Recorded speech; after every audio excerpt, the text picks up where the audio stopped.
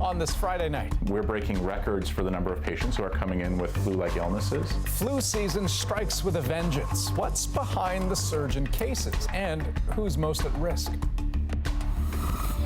We're gonna go in there, we're gonna impeach the mother.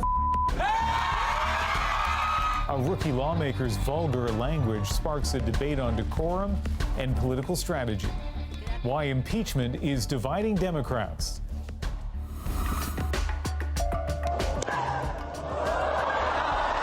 And defying expectations. I think I did the impossible. A Canadian teen upsets tennis superstar Venus Williams. Even her family is floored. Thought maybe I'm dreaming. The rising star's incredible run. This is The National.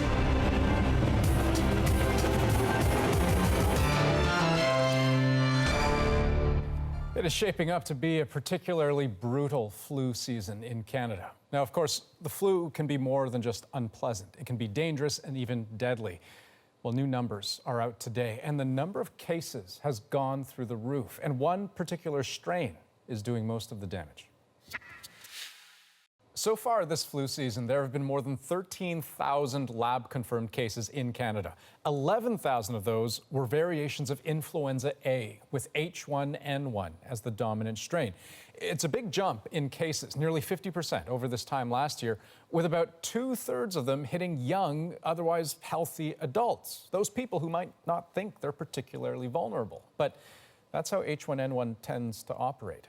Already, 24 Canadians have died.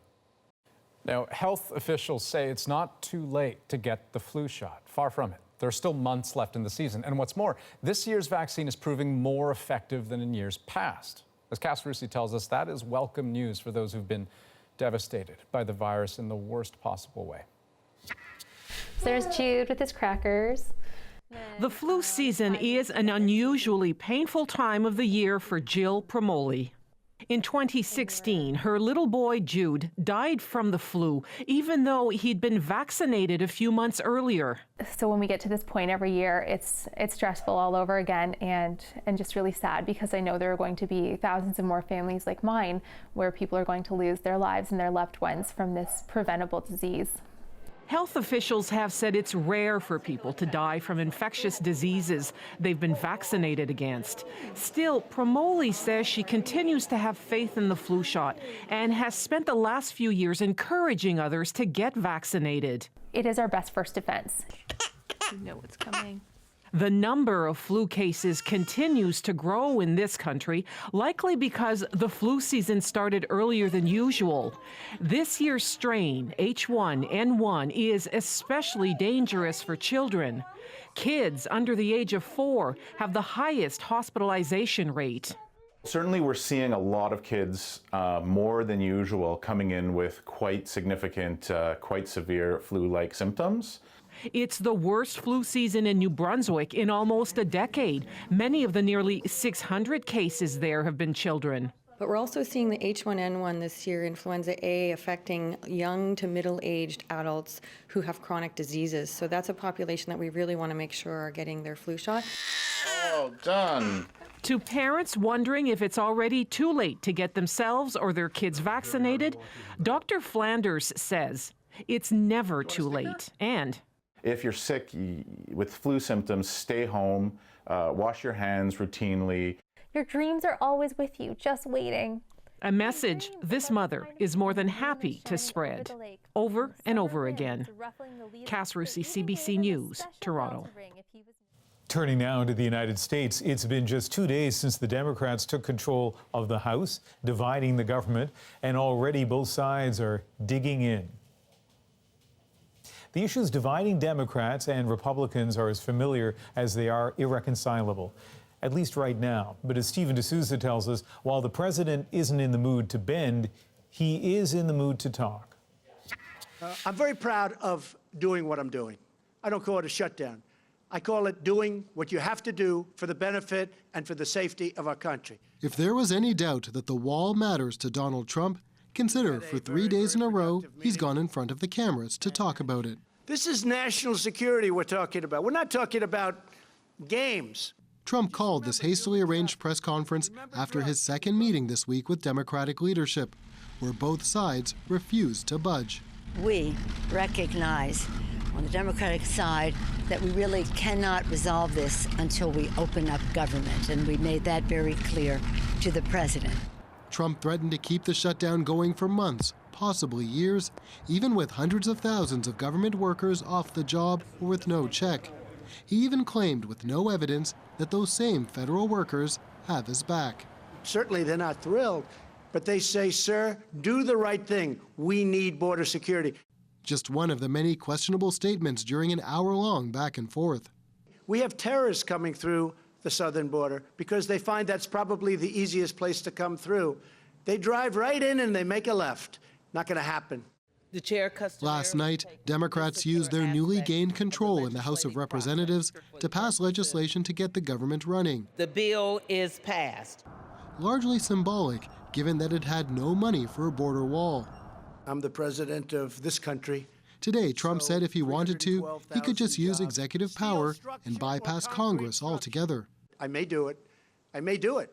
But we can call a national emergency and build it very quickly. And it's another way of doing it.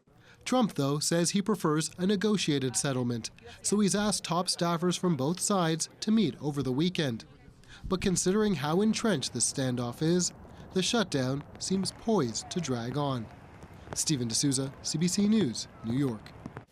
And Trump's comments were not limited to the shutdown or the wall. He also weighed in on a rookie Democratic congresswoman who used a vulgar term in publicly supporting his impeachment. I thought her comments were disgraceful. This is a person that I don't know. I assume she's new.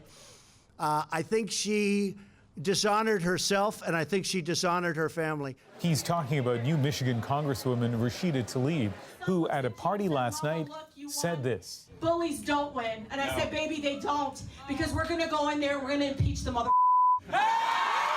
Tlaib, who hasn't yet apologized, is taking some harsh criticism, including from her own party. She's one member. I have said I think that impeachment would tear this country apart. The Democratic leader, however, didn't seem particularly offended. I'm not in the censorship business. I don't think it's anything worse than what the president has said. Not that Pelosi shares Tlaib's enthusiasm for impeachment. We have to wait and see what happens with the Mueller report. We shouldn't be impeaching for a political reason. That has been Pelosi's very careful position for some time now, as many senior Democrats worry impeachment could hurt their chances in 2020. But with a host of new progressive members in the House eager to flex their political muscle, she may have a hard time keeping impeachment on the back burner. To Ontario now, where the government tried to get rid of carding more than 2 years ago. That's the police practice of stopping people to ask for ID without any evidence they're doing anything illegal. Black and Indigenous people were being disproportionately targeted. A judicial review concluded carding was never an effective policing tool. And today, the judge who wrote it spoke publicly about when police should and should not be stopping people they consider suspicious. Ron Charles has our story.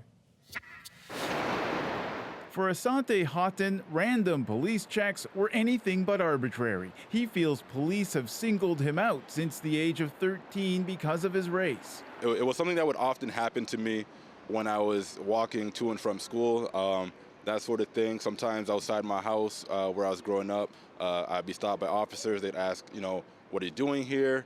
Who are you, your name, and they'd be very confrontational. That's why in 2016, Ontario brought in regulations that all but banned carding. Street checks were seen to be a manifestation of racial profiling. Today, the Ontario Appeal Court judge assigned to review the regulations said they are unnecessarily confusing, but ending carding was the right thing to do. I found that random carding had a very minimal role in detecting or deterring offenders or reducing crime. Tulloch says he's heard people try to make a link between the ban on random police checks and last year's spike in Toronto's murder rate. He says the facts don't support that. In 2017, the first year that the regulation was in force, Ontario had the second largest decline in homicides among the provinces in Canada. Tulloch says there's still a place for properly conducted legal street checks during an investigation or if police suspect a crime is about to be committed. Stops must be based on more than a hunch or spidey sense. The representative of Toronto's frontline officers agrees. I don't see any benefit to any policing process that is random and arbitrary. Street checks, however, done as an investigator in a lawful, proper way, there is a value to an investigative technique. Still, Ontario's PC government promised to unshackle police forces from the previous government's regulations. In a statement today, it committed that any new regulations would recognize that racism and discrimination have no place in policing. Ron Charles, CBC News, Toronto. Ontario isn't the only province moving to address carding. Saskatchewan police adopted rules preventing what it calls contact interviews last year. Nova Scotia has introduced legislation to ban the practice. BC is also expected to adopt new standards this year. Edmonton Police released a 300-page report last year, but Alberta hasn't adopted changes so far. Well, with a new year comes all those New Year's resolutions to eat healthier, and soon there will be a new Canada food guide to help you along. It's something lots of us probably learned about in school and then maybe took for granted, but Health Canada's been working on an overhaul. It's coming in a few months, and today we're getting an idea of what could change. Draft copy recommends Canadians eat a variety of healthy foods each day. Pretty straightforward, right? But potentially the biggest change, dairy products may disappear as their own food group, instead lumped in with proteins. Compare that with how the guide stands right now, recommending Canadians take in 2 to 4 full servings of dairy products, including milk and cheese, every single day. So maybe it's no surprise Canada's dairy industry is concerned about what a change could mean for it. To be clear, Ottawa insists nothing's final just yet, but it still raises the question. If dairy does lose its place in the spotlight, how might that affect our diets? Jayla Bernstein went to a local market in Montreal to find out. I don't think it's going to change that much, actually, because people are used to having yogurt and milk in their, and the kids are used to it. For many Canadians, dairy isn't simply a food group. It's a way of life. It's what they were raised on. Well, it's good for the bones, the calcium. And now we know there are other sources of calcium, but it's so part of our diet that, and people, we like the taste. Dairy isn't likely to budge from the hearts of some, but its spot in the food guide might be moving. The message, what Health Canada is saying, like, is to have, different sources of nutritious food. It can be milk, it can be soy, it can be cheese, it can be fish, as long as it's nutritious. This Montreal nutritionist walked me through some of the changes in this draft. Half of it are plant-based options, so tofu, soy, beans, and nuts and seeds. So that's also very new. Really emphasizing the diversity of ways that you can get protein, and that it doesn't have to be kind of your traditional meat and potatoes type Canadian meal that we think of. Yeah. I'll take 2 large carrots then. Some think the changes are long overdue. Yeah, I'm not a big fan of the traditional food guide. I'm a bit alternative with my food choices, so yeah. So I've never been, even if I wasn't lactose intolerant, I don't think I'd be a big milk drinker. I don't think it's all it's cracked up to be.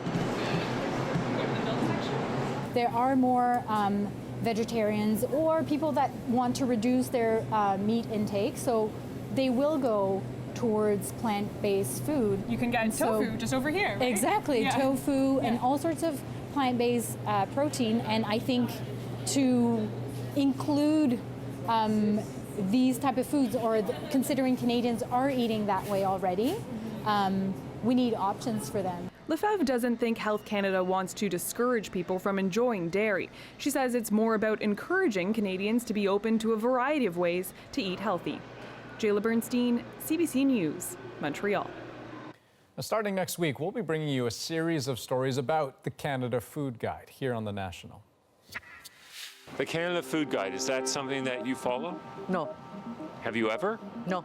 Never? No. Believe it or not, after tax forms, it is the most downloaded government document. But who actually uses it? Like, I know that you have to eat everything in moderation. Every morning, every lunch, all my snacks were fruit and vegetables. who gets a say about what's in it? The dairy industry wanting this, the legume industry or whatever wanting their advice. That's not a good way to produce, good public health policy. And is it really making anyone healthier? I'd rather the government be in our fridges than the food industry. I don't know that publishing a food guide is going to change people's eating habits. So, what's going on your plate? We go in depth starting Monday right here on The National. And we're live now on the Pacific edition of The National, watching several other developing stories, including an incident this evening on board a WestJet flight. Shortly after taking off from Calgary Airport on the way to London, a passenger was involved in what police described as a disturbance. We still don't know exactly what it was, but it was serious enough to turn the plane around, burn off fuel, and land. Police were called to meet the flight. They say they detained a man and that charges are pending. We're also keeping a close eye on BC's backcountry following a deadly avalanche. It happened yesterday in Pemberton, about a 2-hour drive north of Vancouver. A 42-year-old man was skiing with a group. He got trapped under the snow. Police do say the group was well prepared. They had emergency beacons, but rescuers couldn't reach them until today because of the weather. And so going into the weekend, extreme avalanche alerts are in place for the south coast of BC and sea to sky region. Also warnings in Banff, Jasper, Kootenay, and Yoho National Parks. Officials say heavy snowfall, warm temperatures, and high winds have created the perfect climate for large avalanches. At least one person is dead and thousands have been evacuated after a rare tropical storm made landfall in southern Thailand. High winds, torrential rain, and surging seas have caused widespread flooding. Airports and ferry service have been shut down, and people are being told to stay indoors until the storm has passed. That should be in a few hours from now. Also watching to see how Bianca Andreescu will do in the semifinal matchup at the Auckland Open. That's underway right now. The 18-year-old Canadian has been stunning the tennis world this week. Another magical night. Another magical night indeed, coming from behind to beat tennis royalty Venus Williams.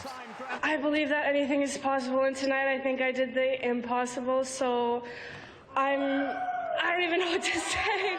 She couldn't believe herself. She thought, maybe I'm dreaming. No, you're not dreaming. This is reality. This is real. Who would blame her for thinking it's a dream? She beat the world number 3 yesterday. Then Williams, a former number 1, now ranked 39th in the world. I'm a big believer in Bianca. I really believe in her potential. She's going to do great things in tennis. Maybe it's a little bit earlier than I thought, but that's totally fine. Bianca herself has even bigger dreams. That's obvious in the poster she signed for her parents, future world number 1. First, though, she needs to win the semis in Auckland. Her parents will be watching on TV at their home north of Toronto, or at least one of them will be. My wife doesn't watch usually. No. She's so emotional. And no, she usually I watch it by myself. And then we celebrate at the end of the match if everything goes well. It's pretty amazing. Okay, still ahead on The National. Some call it North America's original extreme sport. We're going to introduce you to the world of Indian relay in this week's CBC Short Doc. Plus, what happens when a Nova Scotia couple donates $50,000 worth of jewelry by accident? Their story, our moment of the day. And ahead of Sunday's Golden Globes, we look at the latest red carpet trends that are less about who you're wearing and more about why. It's a thought process now. And a lot of actresses, I think they're starting to become more of who they are rather than seeking their stylist to put out a person who they're not.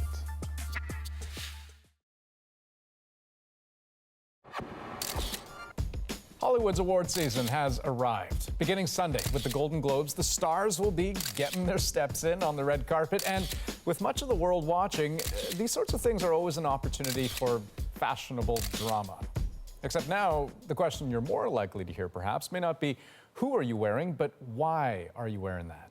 As Zuleka Nathu explains, the Hollywood red carpet seems to have become the fabric of a very political message. Thank you. Thank you. Thank you all. First, there were the black dresses at last year's Golden Globes to show solidarity with sexual harassment and assault survivors. Then the orange pins at the Oscars to protest gun violence. And a few months ago at the Emmys, Jennifer Lewis's Nike outfit in support of Colin Kaepernick. Lately, red carpets have been less about fashion statements and more about political ones. This is a new form of currency, is activism. And Carla Welch is at the center of it. In between celebrity fittings here at her LA studio for clients like Sarah Paulson and Elizabeth Moss, the Canadian stylist posts social media messages on immigration, voting, and Indigenous issues. She dressed actor Tracee Ellis Ross in an array of black designers at the American Music Awards and worked behind the scenes to support the Time's Up movement. Welch has become one of the most sought-after stylists among Hollywood's elite, not despite her views, but because of them. We talk about what's going on in the world, so there's this really unique kind of space that's created of trust and beliefs, and I'm such a big part of what they put out into the world, so it's important that we're aligned on stuff. When you think of a red carpet dress, this is just everything. It's a subtle shift designers are noticing too. Greta Constantine is a Toronto-based high fashion label. Their clothes have been worn by Meghan Markle, Mindy Kaling, and Ava DuVernay, among others. It's a thought process now. And a lot of actresses, I think they're starting to become more of who they are rather than seeking their stylist to put out a person who they're not. And Generation Z is at the forefront of breaking the mold. Politically active 18-year-old actress Yara Shahidi wore a skirt covered with the face of African-American activist Angela Davis to a high-profile event in April. Stranger Things star Millie Bobby Brown wore the names of Parkland shooting victims on the back of her shirt at the Kids' Choice Awards. The rise in social media has allowed celebrities to be a little bit more open about who they truly are. And I also think that the election of Trump has made a lot of people feel like, look, I'm not willing to just be quiet. Believe in something. Brands also recognize the power of speaking up. 14-year-old Brown credited Calvin Klein for the design of her shirt to her 18 million Instagram followers, and Shahidi's Angela Davis skirt was made by Prada. I think that the days of just being like, oh, I look pretty in a dress, which I love. We love celebrating fashion. We love wearing beautiful clothes, but they're coming a little bit to a close, and I think it's a good thing that there's different ways of using power. Power in the form of fashion, bringing politics into the red carpet spotlight. Zuleika Nethu, CBC News, Los Angeles. Now, we can't talk about award season without mentioning the Oscars. This year's main event is still without a host. Later in the hour, Ellen DeGeneres wades into the debate why she thinks it's time to forgive Kevin Hart. But first, it's not your average horse race. In this week's Short Doc, we meet the jockeys who jump from one horse to another. You gotta time the momentum, you gotta time the horse's stride, and just hopefully it all comes together. Sometimes it does, sometimes it doesn't.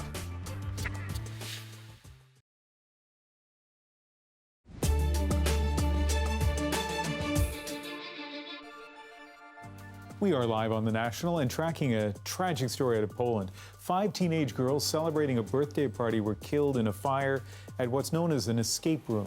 That's where players use clues to find their way out of a locked room. There are more than 1,000 of them in Poland alone. No word on what caused the fire, but safety inspections have been ordered for all escape rooms, game centers, and clubs across the country. A 25-year-old man was also injured. In Germany, hundreds of politicians at all levels of government have been hit by a massive data breach. It reportedly includes addresses, cell phone numbers, credit card details, internal communications. At least some of it was leaked through Twitter. We don't know who's behind the breach, but officials say all but one party was specifically targeted. Well, we are about to introduce you to one of the most thrilling and competitive forms of horse racing in the world today. It's also one of the most dangerous. Indian relay is known as North America's original extreme sport. Jockeys ride bareback and jump from one horse to another in the middle of the race. Well, tonight, CBC Short Docs follows a new competitor, Cody Big Tobacco. He's a young man celebrating his Indigenous culture and his enormous skill on a fast horse. And a warning, some of the language is quite strong.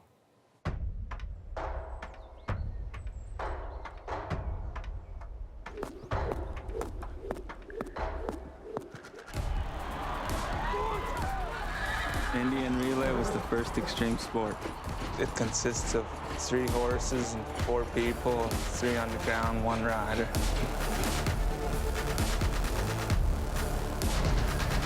Us guys, we race because we love it. I've been around horses my whole life, so it's just in my blood, I guess.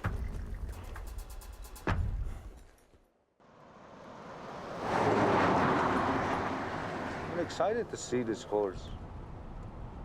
You the man that's going to be riding them. What do you think of him? I think he's going to be a pretty good one to the string, you know? He's going to help us clinch a few championships, you know? Just got to get him seasoned. We know he can run. Yeah, we know he can run, but it's getting him to run the way we run, eh?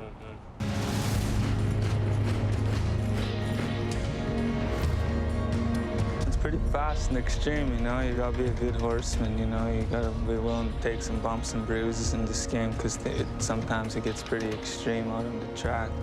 I do it because I love the extremeness in it, and I love that adrenaline rush it brings every time, you know? It's pretty nerve-wracking going out there and having to do what we got to do, you know?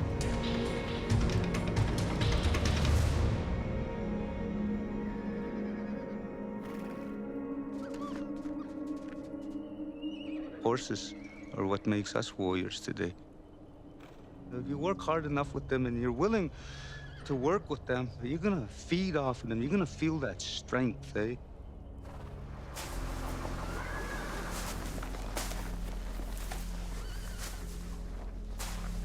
You treat them right, you feed them right, you nourish them like children, they'll do anything for you. Okay, I'll try this one, even if he flinches. Oh. Yeah, he's never had nobody running up and jumping to him, eh? But that's all right. He's going to have to learn it. He's going to have to get used to that.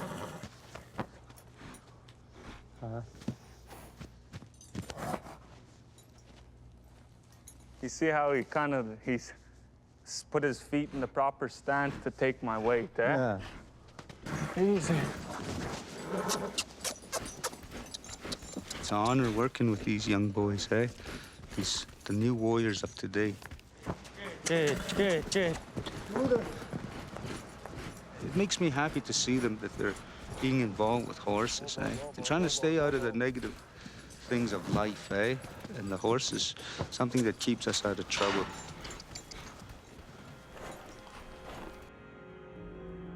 When Al asked me to jockey, I was pretty nervous, but then I told him I'd dedicate myself to riding relay for him, so this is my first year going hard at it.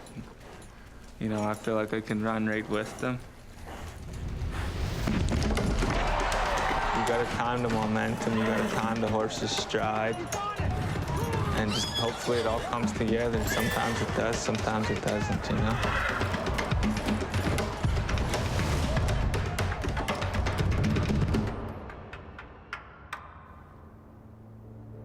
Pretty excited, pretty stoked, you know? In less than 24 hours. So it's the big show, it's the big day we've been waiting for. We've been training hard, you know? I think he's almost ready, huh? Sure, a lot of people back home are pumped up for us. Anywhere we go, you know, we're representing for our hometown here on Siksika. Everyone's just rooting for us to do good out there, you know?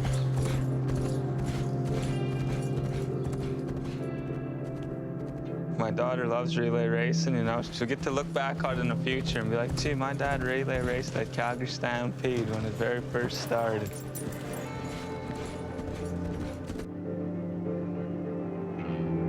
We always call upon our grandfolks above, and I'm sure they're smiling down on us and saying, hey, those are my grandsons. Show up, that's the main thing, and cross that finish line for the people back home of Siksika, eh?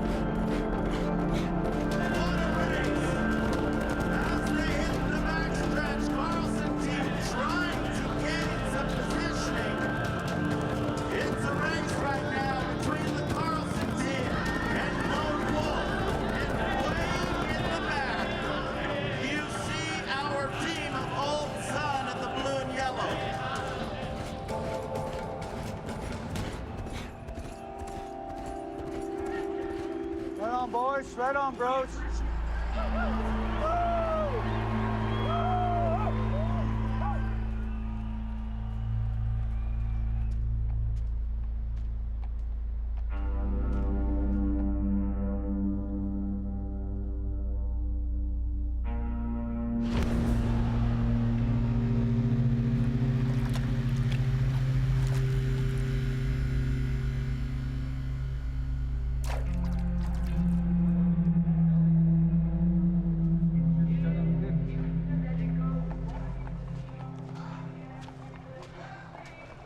Fuck, you nailed me good, bro.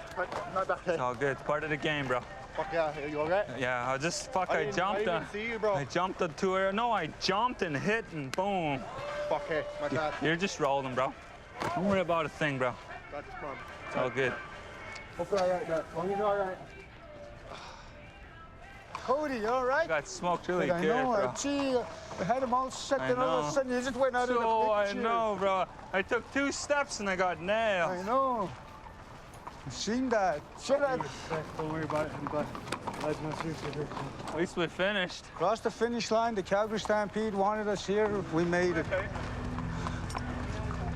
It's an honor to have that ability to ride like that. You bet, we'll be here. Eventually, we're gonna get bigger, badder, and better, but for now, we just gotta keep having fun and just run relay. Next year, we'll come back running harder than ever.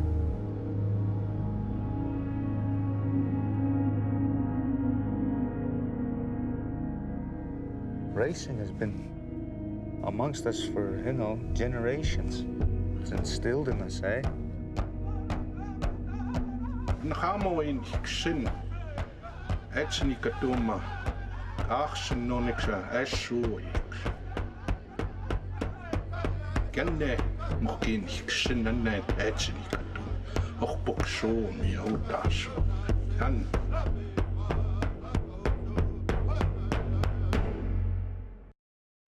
Wow, and you can see the full deal and more short docs like Fast Horse on CBC Gem. And later this month, the film is making its debut at the Sundance Film Festival. Up next on The National, it was the royal event of the year. So what was it like to cover it?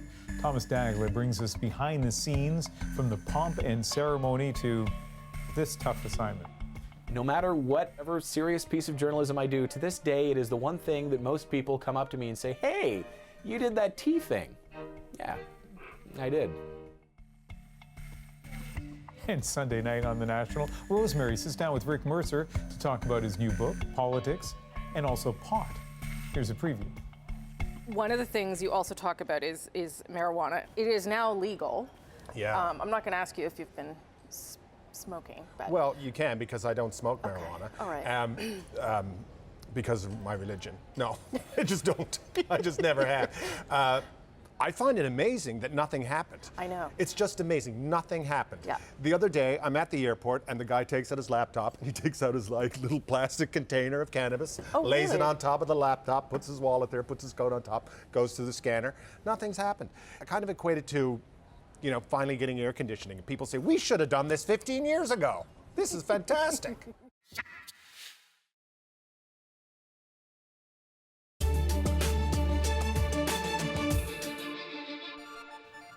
Over the holiday season, many of our reporters have been telling us about some of their tough assignments of 2018. Still, there were a few stories that didn't involve tragedies or trade wars. Thomas Dagler took on one of those. It had 2 ingredients to guarantee the interest of many Canadians: royals and romance.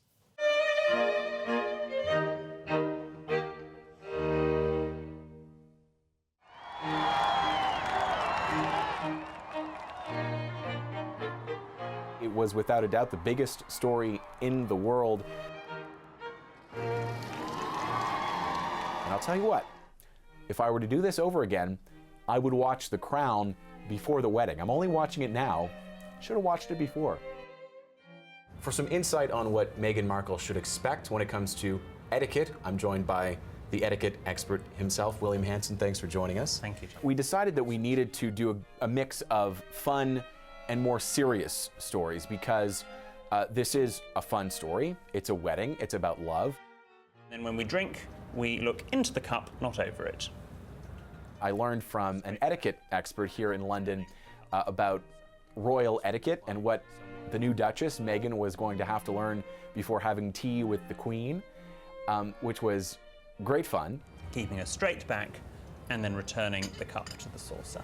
No matter whatever serious piece of journalism I do, to this day, it is the one thing that most people come up to me and say, hey, you did that tea thing. Yeah, I did. Generally, bets are placed on sports like horse racing or soccer, but bookmakers also accept bets on royal events. We also did a story about all the wild bets that people were placing. Would Meghan wear white? Would Harry have a beard the day of his wedding? And it always blows me away, these things that people here in Britain will put money down on.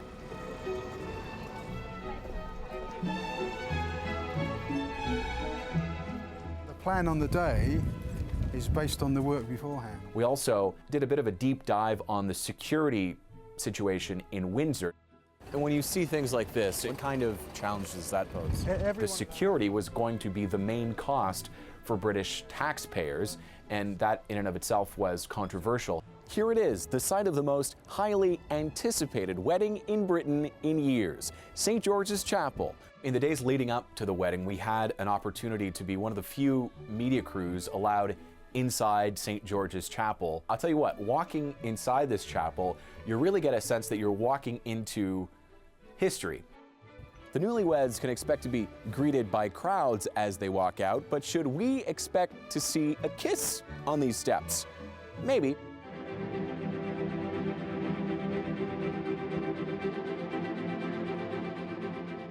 The day of the wedding, we left the bureau here in London, I believe it was at 4 o'clock in the morning, and drove to Windsor. Got there just as the sun was coming up. It was about 5 o'clock in the morning.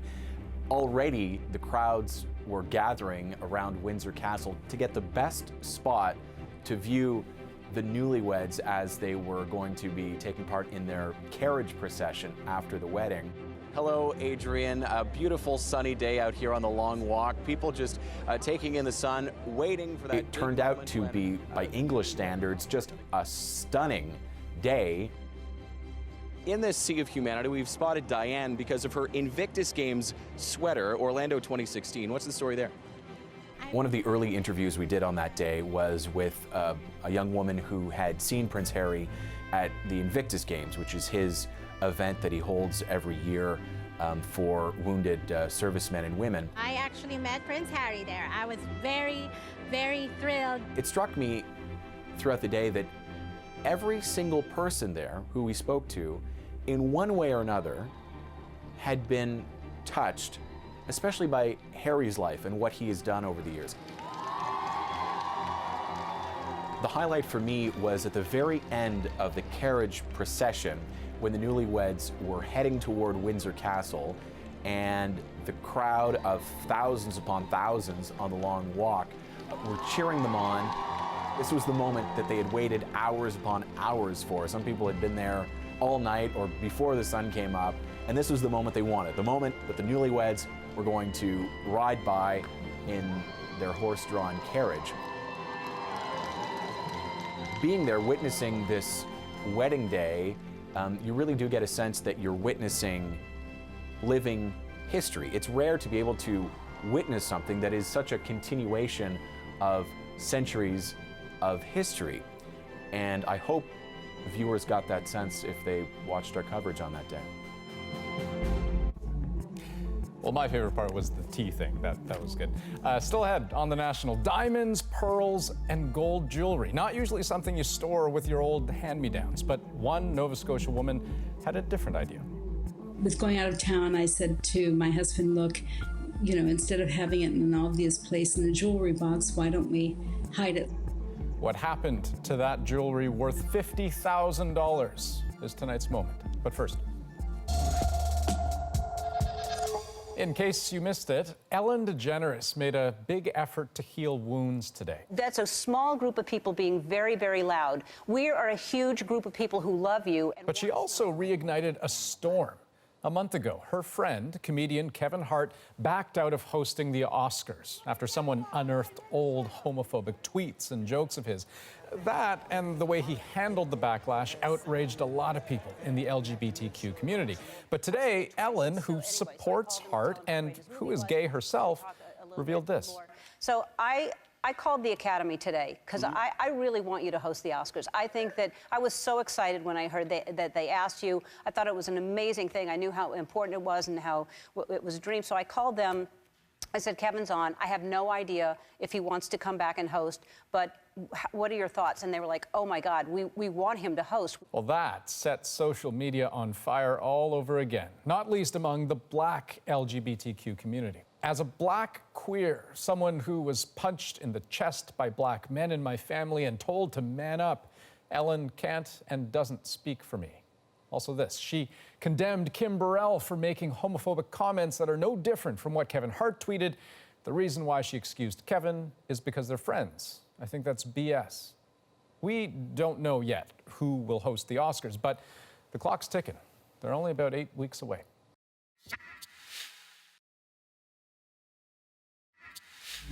So this story begins with a collection of jewelry and heirlooms worth $50,000 stashed away for safekeeping. Then a serious miscommunication. When Jane Lowe and her husband Brian were heading out of town last month, she asked him to hide her good jewelry, and he did, in bags of clothes in the attic of their Halifax home.